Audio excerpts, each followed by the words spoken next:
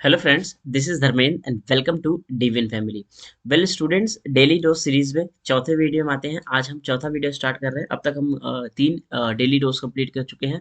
चौथा डोज है और स्टार्ट करते हैं बच्चों, बिना टाइम वेस्ट किए, क्योंकि ये जो टॉपिक है बच्चों, ये जो सीरीज है, ये बहुत ज़्यादा टाइम की नहीं होनी चाहिए। इसको हमने कोशिश की है उसको हम कम से कम टाइम की करें, सो दैट कि ज़्यादा टाइम ना ले।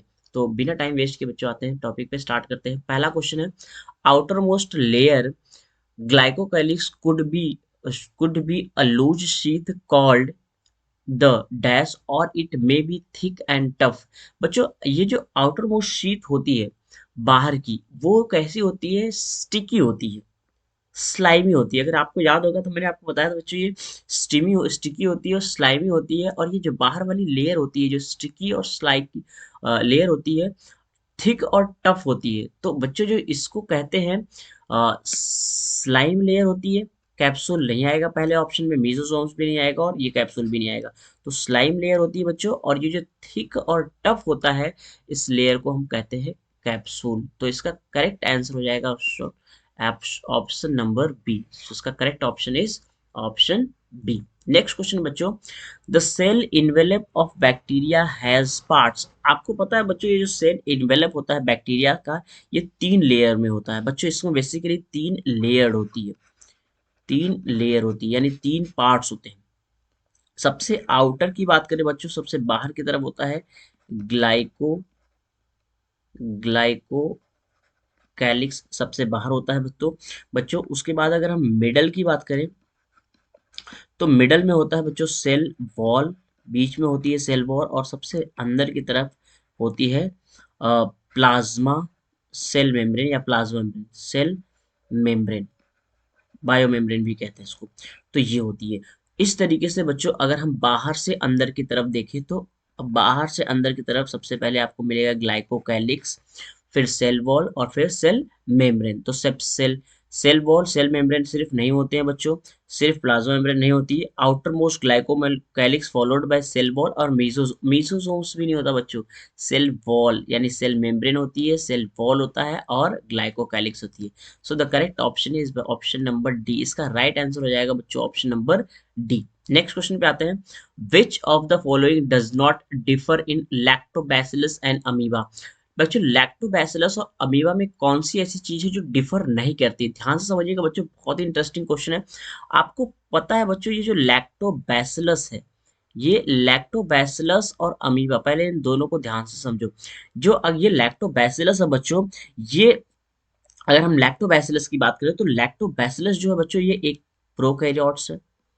लैक्टोबैसिलस एक प्रोकैरियोट्स है, और अमीबा जो है बच्चों, ये यूकैरियोट्स है। लैक्टोबैसिलस प्रोकैरियोट्स है और अमीबा यूकैरियोट्स है। तो हम बच्चों एक तरफ लैक्टोबैसिलस ले लेते हैं और एक तरफ अमीबा ले लेते हैं, यानी यानी कि यूकैरियोट्स ले लेते हैं, और एक तरफ हम प्रोकैरियोट्स ले लेते हैं। बच्चों, राइबोसोम्स की बात करें, तो राइबोसोम्स में डिफर करते हैं। 70s राइबोसोम प्रोकैरियोट्स में मिलता है, और 80s राइबोसोम यूकैरियोट्स में मिलता है।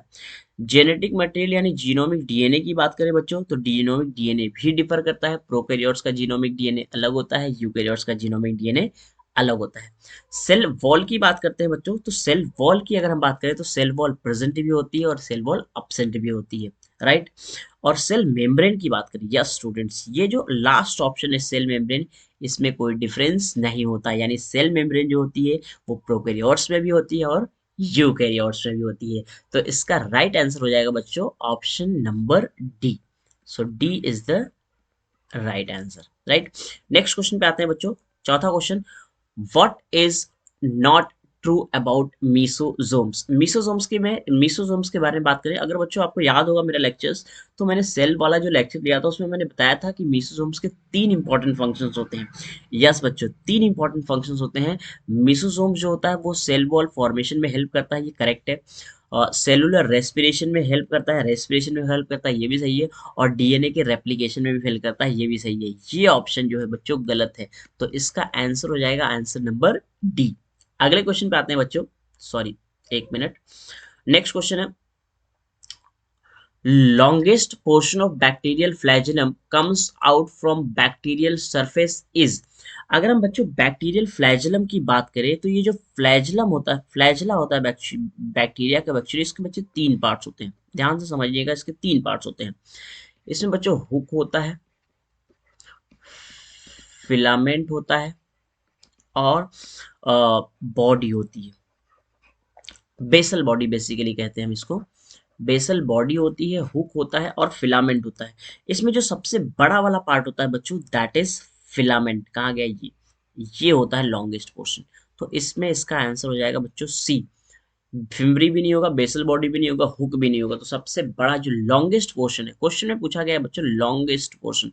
So the longest portion of bacterial flagellum is filament, right. I hope बच्चों ये आप पांचों क्वेश्चन आपको बहुत अच्छे से समझ में आया होगा।